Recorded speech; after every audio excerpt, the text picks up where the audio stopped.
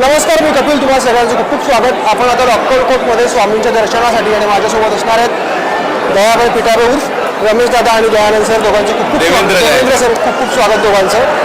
सगळ्यात पहिले स्वामींच्या मठात आपण आहोत, मंदिरात आपण अक्कलकोटला आलेलो आहोत आणि 10 वर्षांपूर्वी श्री स्वामी समर्थ आम्हाला भेटायला आले होते. आणि आता पुन्हा देऊळबंद 2 मधून पुन्हा एकदा स्वामींचे दर्शन होणार, पण यंदा परीक्षा त्यांची असणार आहे. त्याबद्दल देऊळबंद 2 सिनेमा आता 21 मेला येणार आहे. आता परीक्षा देवाची, याचा अर्थ आपल्याला सिनेमागृहात जाऊन बघायला मिळेल. गंमत अशी आहे की पूर्वी शास्त्रज्ञाची वेळ होती, आता एक शेतकरी स्वामींची एक वेगळ्या पद्धतीने परीक्षा येणार आहे. म्हणजे जे आपल्या आजूबाजूला गोष्टी घडतात आणि त्याचा आणि भक्ती मार्गातून आलेला, विज्ञान मार्गातून आलेला पहिला जसा भाग होता तसा दुसरा भाग आहे. तो 21 मेला आपल्या जवळच्या सिनेमागृहात रिलीज होणार आहे. आपण नक्की जाऊन थिएटरमध्ये हा सिनेमा बघा. आता खरंच देऊळबंद 2 आता परीक्षा देवाची नक्की काय आहे ते तुम्हाला बघायला मिळेल. रमेश दादा, जसं मगाशी प्रवीण सर म्हणाले की खूप स्ट्रगल होता हा सिनेमा घडण्यासाठी, पण स्वामींच्या आशीर्वादाने सगळा एक जुळून आला आणि हा सिनेमा घडला आणि नंतर इतिहास सगळ्यांसमोर खूप मोठं यश सिनेमाला मिळालं होतं. ते मागे वळून बघताना जेव्हा ते स्ट्रगलचे दिवस आठवतात तेव्हा असं वाटतं की स्वामींचा आशीर्वाद होता म्हणून आज तुम्ही सगळे, कारण दादा पण आता दिग्दर्शक झालेला आहे, त्यांचा पण सिनेमा सुपरहिट झाला होता, हे सगळे स्वामींच्या आशीर्वादाने मिळत आहे. 100% स्वामींच्या आशीर्वादाशिवाय हे होऊ शकत नाही. कारण भिवू नकोस, मी तुझ्या पाठीशी आहे, हे जे वाक्य आहे ते खरंच तंतोतंत सगळ्यांना लागू पडतं. ते कुठल्या ना कुठल्या रूपात, कुठल्या तरी स्वरूपात, कुठल्याही ठिकाणी हे प्रत्येकाच्या मागे उभेच असतात भक्कमपणे. आणि आमचा आजवरचा जो प्रवास आहे तो या परमेश्वर कृपेने झालेला आहे. आता देऊळबंद 2 आता परीक्षा देवाची. खरं तर 10 वर्षांपूर्वी देऊळबंद आला आणि आता त्याच्यानंतर 10 वर्षानंतर हा सिनेमा जो येतोय तो सिनेमा करतानाही खूप आव्हानं होती. कारण जवळजवळ 4,500 ते 5,000 किलोमीटरचा प्रवास त्यावेळेला आम्ही केला होता. आणि देऊळबंद 2 आता परीक्षा देवाची हाही सिनेमा करताना खूप कठीण होता.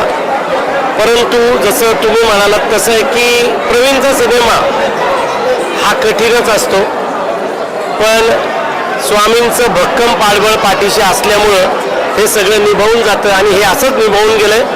अतिशय महाराष्ट्रातला, देशातला एक ज्वलंत प्रश्न घेऊन आता स्वामी समर्थ हे तुमच्यासमोर येत आहेत. 21 तारखेला तर टी व्हीवर येण्याची वाट न पाहता चित्रपटगृहात जाऊनच देऊळबंद 2 आता परीक्षा देवाची, कारण देव कशा प्रकारे परीक्षा देतो हे नक्की बघा. तुम्ही आता म्हटलात की स्वामींचं पाठबळ असल्यामुळे सिनेमा आहे, पण स्वामींसोबतच तुमच्यासारख्या मित्रांचं पण पाठबळ आहे हो. जे स्ट्रगलच्या काळापासून तुम्ही सगळे एकत्र आहात, यश अपयश नाण्याच्या 2 बाजू आणि दोघं बाजू तुम्ही बघताय. नाही, असं ठरवून तुम्हाला एक सांगू का, असं ठरवून काय आम्ही एकत्र आलो पण नाही आणि आज पण एकत्र नाही. त्यावेळेला आम्ही कॉलेजमध्ये होतो, एकांकिका करायचो, एकमेकांची एकांकिका बघायला जायचो, प्रतिस्पर्धी होतो.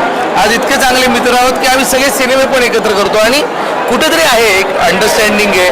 आज आम्ही न बोलताही आम्हाला एकमेकांचं सगळं कळतं. म्हणजे पिठाबाईशी नाही बोलला, मी प्रवेशशी नाही बोललो, प्रवीणबाईशी नाही बोललो, पिठाशी नाही बोललो, आम्ही फक्त एकमेकांकडे बघितलं तरी ना, बघितलं काय म्हणायचं एकमेकांना ते नक्की कळतं. ते आम्ही फक्त बघितलं तरी ना की आपल्याला कळू शकतं की अरे काहीतरी गडबड आहे. त्याला आमचं समजतं, आम्हाला त्यांचं समजतं. आणि हे काय माहिती का, हा गिव्ह अँड टेक आहे सगळा.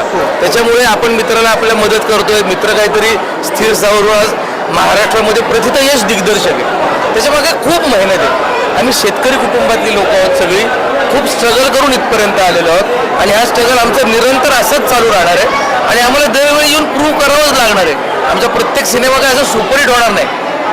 त्याच्यासाठी आम्हाला विशेष कष्ट घ्यावे लागतात. स्क्रिप्टपासून सगळं आज हे शूट केलेलं आहे. तुम्ही 21 मेला चित्रपटगृहात बघा, म्हणजे तुम्हाला आमचे नेमके कष्ट लक्षात येतील. मित्र आहोत, मित्र राहणारच. आणि एकमेकांच्या सुखदुःखात जसे सगळे जण एकत्र येतात तसं आम्ही एकमेकांच्या सिनेमात एकत्र येतो. त्याचा सिनेमा असतो, माझा सिनेमा असतो, आम्ही सगळे एकमेकांना धरून काम करतो. त्यामुळे कदाचित आमची आहे आज भट्टी आहे.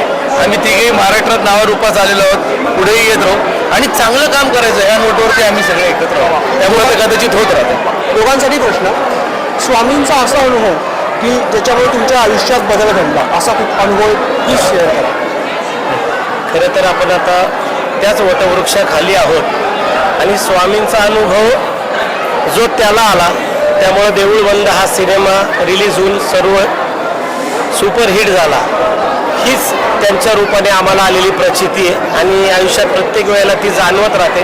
कुठल्या ना कुठल्या मार्गाने जसं मी बोललो तसंच की त्यांचं पाठबळ असतं आणि तेच हळूहळू एकेका टप्प्यावरती यशस्वी करत चाललं. दादा, मी खरं सांगू का, मी फक्त स्वामींनाच मानतो.